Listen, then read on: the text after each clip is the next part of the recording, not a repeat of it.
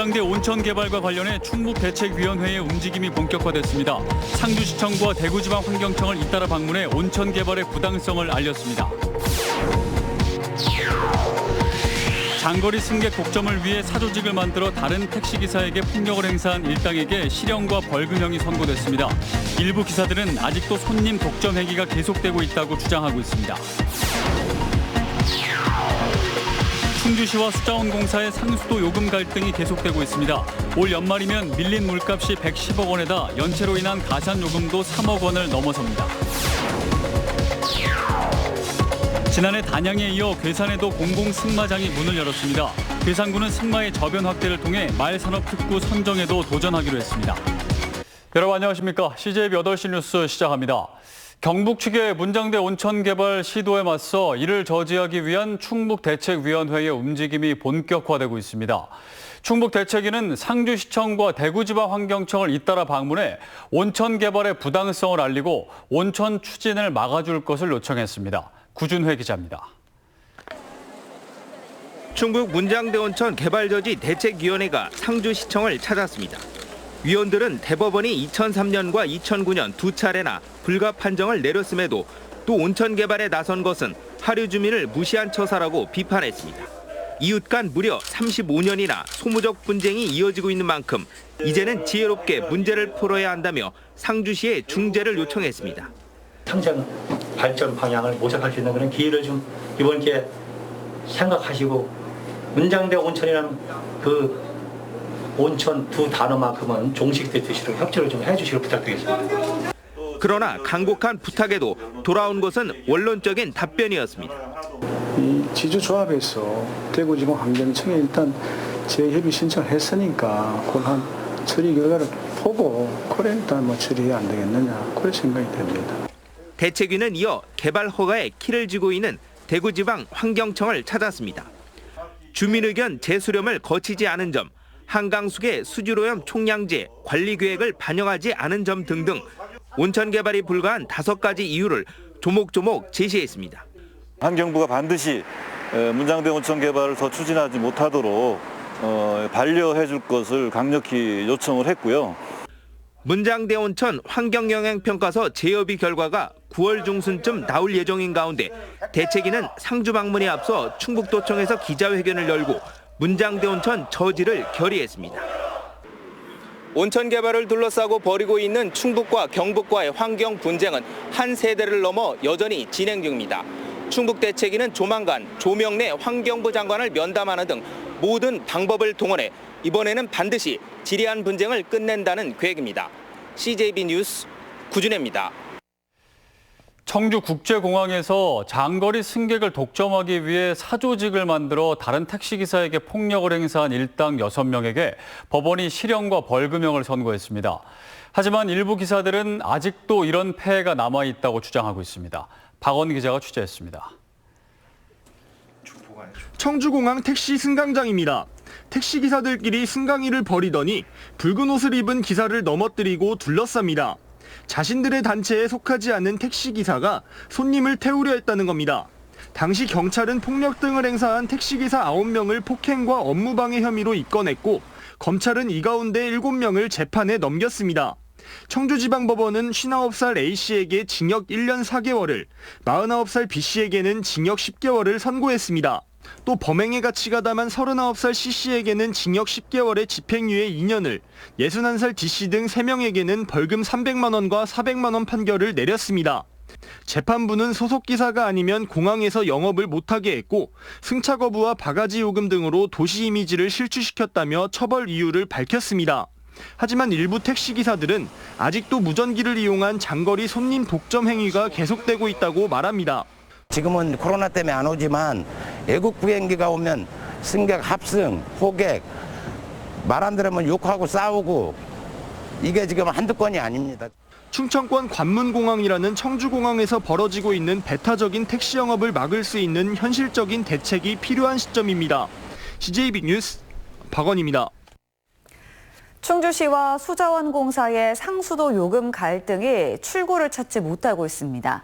올해 말이면 밀린 물값이 100억 원을 훌쩍 넘고 연체로 인한 가산금이 3억 원에 달하는데요. 한 발씩 물러나 상생을 고민할 때가 아닌가 싶습니다. 신규식 기자의 보도입니다. 충주시 의회가 정수구입비, 다시 말해 수자원공사에 지불하는 상수도 예산을 전액 삭감한 것은 지난 2018년 12월. 이후 1년 8개월 동안 충주시는 상수도 요금을 내지 않았습니다. 올 연말이면 밀린 물값이 110억 원에다 연체로 인한 가산요금도 3억 원을 넘어섭니다. 수도 요금을 다 거들여서 저희가 지금 특별하게 금고에다 보관을 하고 있는 상태거든요. 다만 시의회에서 그거를 승인을 안 내주니까 연체금이 3% 정도 계속 발생되고 있는 시점이거든요. 분쟁은 충주댐으로 인해 지역사회가 감당하는 희생과 고통에 비해서 보상은 턱없이 부족하고 무성의한 데서 시작됐습니다. 댐 건설 이후 지역 경제는 실이 열이고 백이었는데 이 지경이라면 물값이라도 깎아달라는 겁니다. 수자원공사에서 충주 시민을 설득할 수 있는 그런 명분을 좀 저희한테 좀 주셨으면 좋겠어요. 그렇게 됐을 때 저희도 이제 그 정수리 삭감한 걸 좀 풀고 예산 승인을 해서 같이 상생할 수 있는 방법을 모색할 수 있을 것 같습니다. 해를 또 넘기더라도 명분 없는 퇴로를 고민할 여지가 없다는 얘기입니다.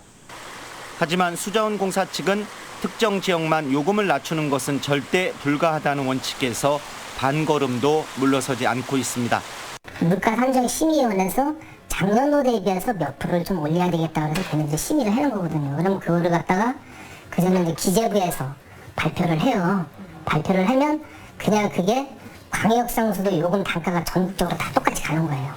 이런 가운데 지난해 말 합의한 상생협약과 충주댐 명소와 용역의 결과가 나오면 새로운 피해 보상과 상생의 단초가 될 것이란 전망에 점차 힘이 실리고 있습니다. CJB 뉴스 신규식입니다. 지난해 개장한 단양에 이어 괴산에도 공공승마장이 문을 열었습니다. 괴산군은 승마의 저변 확대를 통해 말산업특구 선정에도 도전하기로 했습니다. 조용관 기자입니다. 중원대학교 말산업학과 학생들이 승마 훈련에 열중입니다. 평부와 구부, 속부, 기수의 요구에 따라 말들이 마장을 날렵하게 내달립니다. 지난해 단양에 이어 괴산에도 공공승마장이 개장했습니다. 보유한 말은 16마리로 경마 대회에서 5억 원이 넘는 상금을 탄 워닝앤디와 프랑스에서 온 장애물 경기 현역마인 삼바 등이 마사를 지키고 있습니다. 농림부의 지원으로 실내외 마장과 20마리를 수용할 수 있는 마사 등을 갖춘 괴산 공공승마장에서는 일반인과 학생, 장애인 등을 대상으로 한 휴양과 체험, 재활 프로그램이 진행됩니다. 전국 4년제 대학 중 처음으로 말산업학과를 신설한 중원대는 승마장 운영을 맡아 선수 육성과 함께 유소년 승마단과 동호회도 창단할 계획입니다. 가장 큰 신체적 효과로는 전신 운동이기 때문에 전신 근육 발달을 들 수가 있겠고요. 또 동물과 함께하는 유일무이한 종목이기 때문에 동물과 함께 교감하면서 운동할 수 있는 그런 정서적인 효과가 있는. 괴산군은 이천과 여주, 화성 등에 이어 말산업특구 지정에도 도전합니다. 중부권에서는 다소 생소한 말 사육과 조련, 관련 치료 사업 등을 이끌어보겠다는 겁니다. 증평, 음성, 진천, 충주 등과 연계해서면 충분히 가능성이 있습니다. 최종 목적은 말 관련 산업이 목적입니다.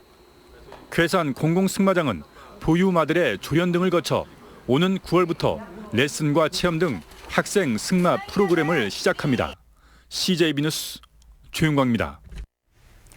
교육부가 초등교원 채용 인원을 대폭 줄이겠다고 밝혔습니다. 초등학생 수가 많이 줄어들 전망이어서 이를 대비한 조치라는데 교대생들의 불안감과 교육 현장의 우려가 높아지고 있습니다. 진기용 기자입니다.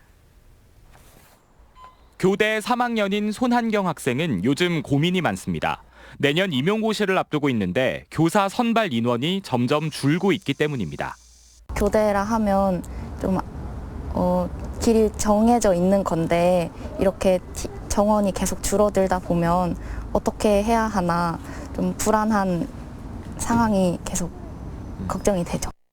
교육부는 최근 학령 인구 감소를 이유로 초등교사 채용 인원을 줄이겠다고 발표했습니다. 당초 예상했던 것보다 초등학생 수가 더 많이 줄어든다는 이유에서인데 내년까진 당초 채용 인원보다 100명을 더 줄이는 걸로 시작해 2023년에는 최대 900명가량을 감축한다는 겁니다. 충북의 초등교원 선발 인원은 꾸준히 감소해 최근 4년간 절반 넘게 줄었습니다.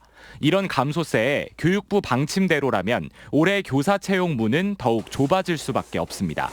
이렇게 되면 교사 수 감소로 도시는 과밀 학급이 늘고 농촌 등의 소규모 학교에선 교사 수급이 어려워질 수 있습니다. 또 코로나19로 촉발된 온라인 교육 등 교육에 대한 수요도 점차 다양해지는 상황에서 단순히 교사 수를 줄이는 게 능사는 아니라는 목소리도 나옵니다. 기존의 1교실 1교사제로는 감당하기 어려운 그런 그 교육에 대한 새로운 수요들이 폭증하고 있다고 생각합니다. 그런 거 이제 정책 변수로 다 고려해서 미래 교원 양성의 방향을 좀 정해야 되지 않을까. 교육 현장의 우려의 목소리와 교대생 취업난 등 여러 부작용이 예상되는 만큼 좀 더 치밀하고 장기적인 정책적 접근이 절실합니다. CJB 뉴스 진기훈입니다. 얼마 전 다리 하나 뻗기 힘든 좁은 집안에서 6식구가 힘겹게 살고 있는 경인이네 가족의 사연을 소개해드렸는데요. 아이들이 새로운 보금자리에서 꿈을 키워갈 수 있도록 도움의 손길들이 보였습니다. 안정원 기자의 보도입니다. 전동 드릴로 탁자 나사를 고정하고 사포로 매끄럽게 다듬습니다. 서랍장에 들어갈 레일을 더디지만 정성스럽게 고정합니다. 작업은 서툴러도 마음만은 가구 전문가 못지 않습니다. 저희들이 몸소 체험을 하면서 이렇게 봉사활동을 해가지고 직접 전달하는 것이 정말 값지지 않을까라는 생각에 신협 충북 두 손 모아 봉사단 30여 명이 경인이네 가족을 위해 가구를 직접 만들었습니다. 수납장부터 세 자매가 공부할 책상과 책장까지 꼼꼼하게 작업했습니다. 신협중앙회 충북지역본부 직원들은 새 보금자리를 마련하는 데 힘이 되길 바란다며 주거비와 직접 만든 가구까지 1,000만 원 상당의 정성을 전달했습니다. 신협 임직원들이 뜻을 모아서 지원하는 행사로서 아이들이 보다 쾌적한 환경에서 생활하기를 좀 바라는 측면에서 저희 CJB는 초록우산 어린이재단과 함께 1,000원의 힘 희망 캠페인을 통해 경인이네 가족의 새로운 보금자리를 마련해주고자 합니다. 초록우산 계좌로 성금을 보내주시거나 ARS 전화로 한 통화에 3,000원의 성금을 모아주시면 경인이와 가족들이 새로운 터전에서 희망의 꿈을 꿀 수 있습니다. CJB 뉴스 안정은입니다.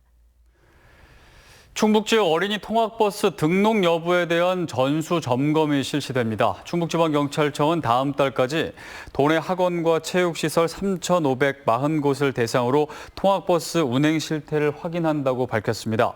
최근 3년간 도내에서 발생한 어린이 관련 교통사고는 1,545건으로 4명이 숨졌습니다. 이상으로 CJB 8시 뉴스를 모두 마칩니다. 시청해주신 여러분 고맙습니다.